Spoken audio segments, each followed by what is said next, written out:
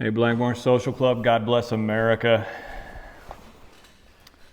I owe you guys a video.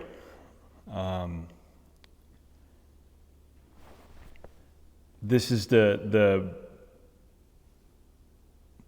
boot face-off where I have to decide which one of these I'm going to keep, and I don't have to. I'm going to say it that way. I don't have to. I guess I could keep them both, but again, you guys know how I do. I turn these things over and it lets me buy the next pair. So one of these has to go. That's the unfortunate part about Nick's boots is they're expensive enough that they live in a category that is precious real estate. I mean, you could keep 3 or 4 pair of Red Wings.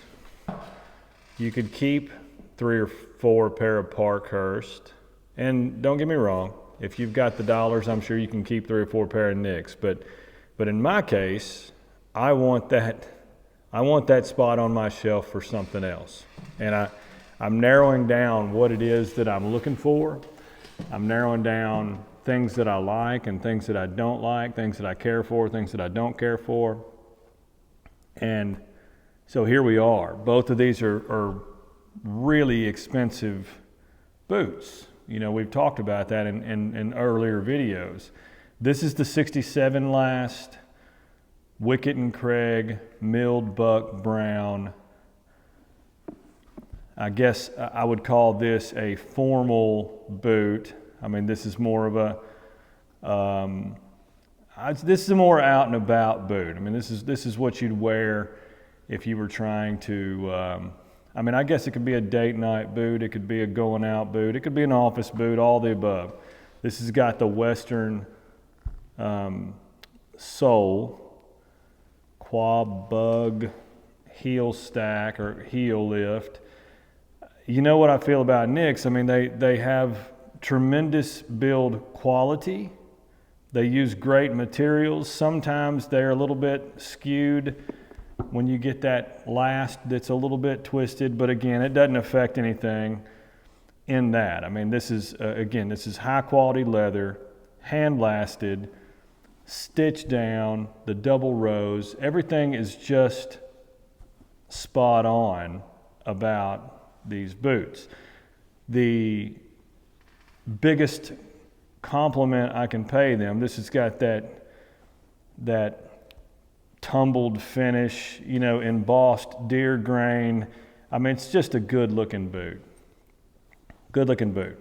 So there's on one hand, you got that boot, and I've already done a loan video on it. On this hand, you got the Thurman NW. This is their Munson inspired last. It's got the V-bar sole, and this was the one that we found the day-night heel on. That's a little bizarre, but I'm not hating on them too bad. The Munson inspired last, with that wide toe, that attracts a special type of people, or rather I should say, maybe it appeals to a certain type of people, and you either like it or you don't. It's kind of the same thing with some of these sprung toes or the bulb toes or anything else. I mean, that's what I'm noticing the more I'm into boots is different strokes for different folks. I mean, not every style is going to appeal to somebody. This one comes in the Predator orange leather, just a real robust, boot. Both these boots have incredible arch support. So in terms of comfort and wearability, all day, every day. I'd consider this boot more of a field boot, more of something that I would wear out and about, in and out of the office, because again, some of you guys know I still work in the field some. I still go to the field some. So this lets me do that, and you don't notice your feet are fatigued in either pair. I mean, that's just something that I think Nicks has done really well with those thick. I keep wanting to say that I read that they were thick leather last, but whether they're, not last, but shanks, but whether it's steel shanked or leather shanked, I mean, both of them have arch support. Both of them are, incredibly made. I love the double stitch down look, and they both have that. The attention to detail on the pull loops and whatnot. I love all the stitching there that just, again, this is going to be a really tough one. Or it was a really tough one, I should say. I already know which one I'm picking, and I already know which one obviously is going to be sold. So just to get to it, I'm keeping the Munson Last Predator Orange. Reason being is it's just a stylistic choice at this point, and it's me trying to figure out which one I'm going to get more use out of. When I put as much money into boots and as Nick's is charging, now mind you, both of these came secondhand to me. I got good deals on both of them.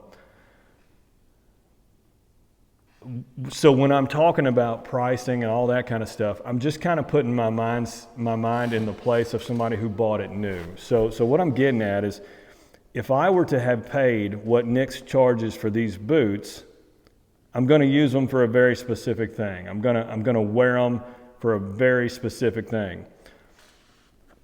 Not everybody might. I mean, you might say, well, I would do the opposite. That's fine. Do the opposite. But I'm talking about for me. Now, this pair of boots, they to me, they call to two different types of wearing, and that's what I'm trying to do. I'm trying to make sure that I've got a boot that I'm going to get my value out of. And so that's why I'm keeping this boot, is because I can honestly see myself taking this boot to work, looking okay in it. I like the way it looks. The Munson toe shape does, believe it or not, when you're wearing it, it does, it looks less obnoxious on at the end of my foot than it does holding it here. The leather patinas, it's going to patina well, and I think this is just that kind of boot that I wouldn't even hesitate to get up from my desk, go jump in my truck, go out into the field, wouldn't bother me to work in it all day, come back home, and I think it'll look better for the wear. I just know myself, and I know that I would be protecting this boot a little bit more. Now, that being said, this is a stunning boot. This is I mean, it really is a good-looking boot. I want everybody to get a good look of it because it's about to be on eBay, and again, I want to give somebody a good opportunity to go get them a good boot. But in my opinion, I just know I'm going to wear this less, and for what I've got tied up in it, I'm fixing to put all my money into it, or I say all my money.